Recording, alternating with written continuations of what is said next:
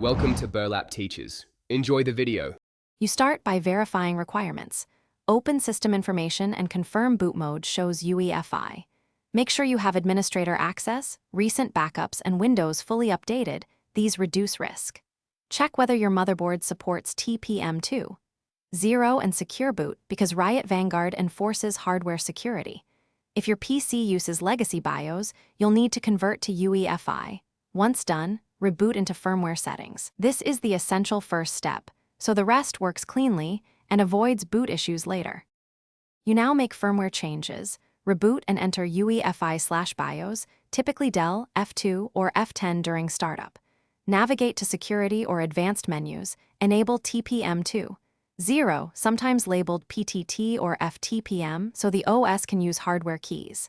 Next, switch Secure Boot to on and ensure the boot mode is UEFI, not legacy. Save changes and exit. Windows will restart. Once back in Windows, check msinfo 32 to confirm TPM status and secure boot state.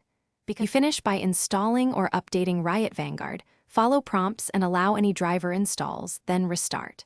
After reboot, open system information and confirm secure boot and TPM are both on.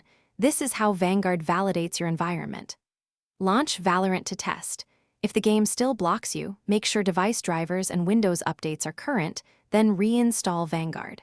As a troubleshooting tip, if boot validation fails, reset firmware to defaults, re-enable TPM and secure boot, and reinstall Vanguard.